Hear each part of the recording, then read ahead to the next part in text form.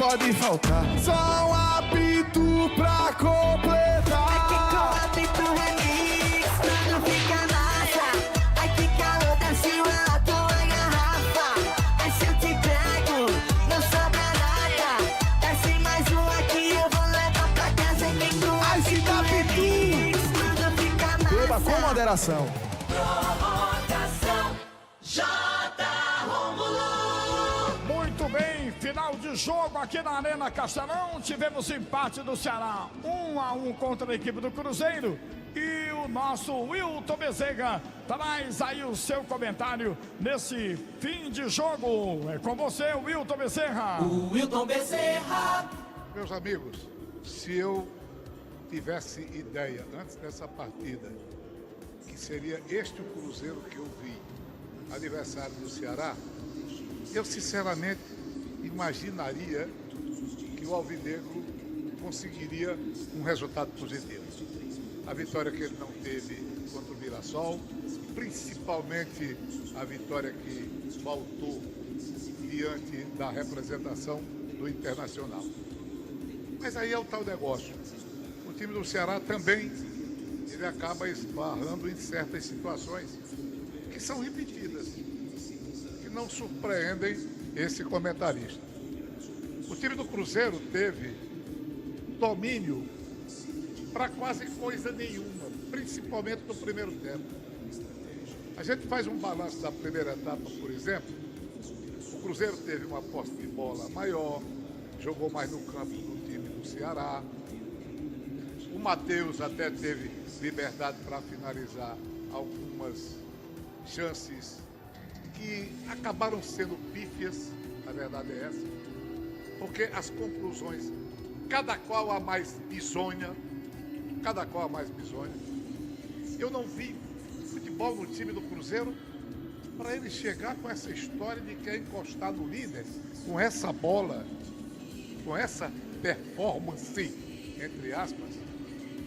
Pelo lado esquerdo, Kaique, o que foi que fez? Nada. Pelo lado direito, Gabigol, que é aquele jogador geralmente utilizado, saindo da ponta para o meio na diagonal. Não vi nada do Gabigol. Agora estão chamando de Gabi, estão diminuindo. Era Gabriel, Gabigol, agora é só Gabi. Aliás, seu nome está ficando tamanho do seu futebol. Essa é que é a realidade.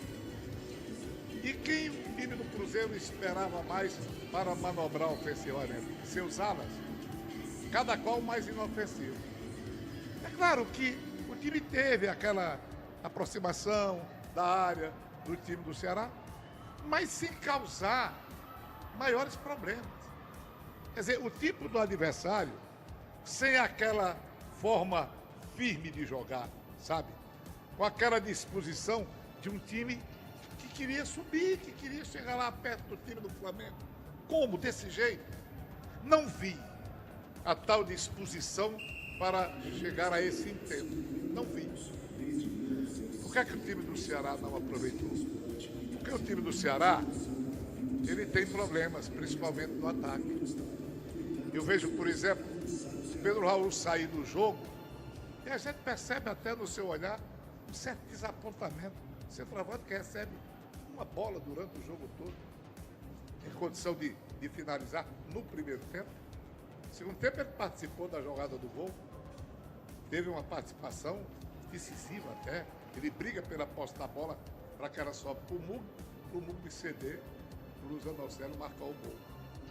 Mas um centroavante que vive a míngua. Por quê? Porque o time do Ceará, ele só tem uma jogada, aquela que você pode esperar, pelo lado esquerdo, com o Bahia e com o Fernandinho. O Fernandinho é aquela coisa que você já sabe, anêmica, tem habilidade, até se posta como realmente um extrema, mas o que fez ele? Recebeu uma bola, finalizou quase em cima do Cássio e não fez mais nada. Pelo lado direito, o time do Ceará, ele não tem jogada. Primeiro porque o Fabiano não é de apoiar e o Galeano é um homem que volta para marcar, para fazer ali o quadrado no meio campo. Meio campo que protege mais do que ataca, que marca mais do que agride. Aí você tem um balanço de oportunidades reais do primeiro tempo, um balanço quase que inexistente. Eu não sei nem se realmente vale a pena. Um chute do Fernandinho, a que me referi, uma cabeçada do William Machado e só. Aí eu fico imaginando aqui, o Cruzeiro precisa ganhar para chegar onde ele deseja. Pelo menos isso aí já desapareceu. Mas cadê bola para isso? Cadê aquela disposição e uma melhor condição técnica? Imaginei o time do Cruzeiro, mas muito acima do time que nós vimos hoje aqui, do Castelão. E o time do Ceará? O time do Ceará tem a força de agressividade. Zanocelo e Dieguinho cuidam mais de marcar, de proteger o esquema defensivo que o time do Ceará tem. Centroavante vive de migalhas, extrema não tem, alas apoiando não tem, e aí só podia dar 0-0. Num jogo insosso, num jogo em que o tempero do Baião ficou realmente muito ruim. Eu esperava a coisa melhor. É evidente que a gente fica a desejar um resultado positivo para o nosso representante. E como o time do Ceará precisava desse resultado. Fomos para o segundo tempo. Aí a temperatura aumentou um pouco mais. O jogo ficou um pouco mais interessante. Não muito interessante. Um jogo assim meio louco, meio acidentado. As jogadas assim, mal elaboradas, umas em cima das outras, dos dois lados, é bom que se diga. Mas aí o time do Ceará, numa das raras descidas, bem concatenadas, uma jogada verdadeiramente de ataque, conexão entre meio campo, ataque, a jogada começa pelo lado esquerdo, chega no centroavante, que trabalha a bola sobrar para o meia que coloca para o Zanocelo vai lá e marca um golaço. 10 minutos de partida, ótimo.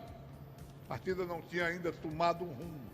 O Ceará até, a gente percebeu, né, ganhou mais força, mais vontade, e eu fiquei com a impressão que o Cruzeiro reagiria e ele pegaria o Cruzeiro no contra-ataque.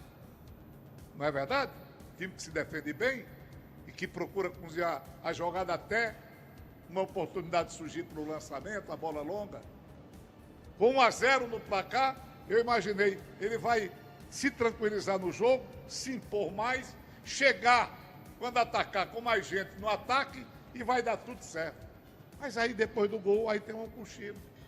Confusão danada, uma cobrança de falta, ou por uma falta cometida, jogadores ali se estranhando. Bola reiniciada, jogo reiniciado, bola lançada no lado esquerdo para o Kaique, ele cruza e o William Machado, numa infelicidade tremenda, acaba empatando para a representação do Cruzeiro. Aí o jogo fica aquela coisa indefinida, sabe? O Ceará com dificuldade de atacar, um Cruzeiro que se animou, mas um time que esbarrou, sinceramente, numa limitação técnica deplorável para um time como o Cruzeiro. Eu fico a imaginar, o futebol brasileiro realmente está numa situação muito difícil, de qualidade nenhuma. Vi um time tentando de qualquer forma, sabe? Mas sem nenhuma organização de jogo compatível com a posição que ele, na verdade, ocupa. Resultado, por volta dos 38, eu acho que o treinador do Ceará imaginou que pior seria perder. Aí ele vai e renova o oxigênio do time. Aí ele tira Dieguinho, tira Mugni, tira um atacante, no caso o Pedro Raul, que já não tinha uma utilidade maior na frente, não por culpa dele, coloca Ailon, mete o Fernando Sobral no jogo, reforça o meio-campo no aspecto de defender, né, de brigar ali pela posse da bola, para não deixar o adversário progredir, mete também o Richardson. E vejam os senhores, dentro dessa toda confusão, desse cenário de indefinição do próprio jogo, eis que o Ceará, aos 44 com Galeano e aos 48 com Sobral, tem 2 oportunidades de marcar. Um jogo confuso, um jogo pouco organizado, um jogo assim, sem brilho, sabe? Sem que a gente encontre o fio da meada para pelo menos prever o que pode acontecer. Resultado de tudo isso, eu acho que o empate foi o que o jogo podia oferecer. O empate foi aquilo que, na verdade, esteve ao alcance das duas equipes. Jogo que não oferece, mais uma vez, uma melhor matéria-prima para o profissional do comentário.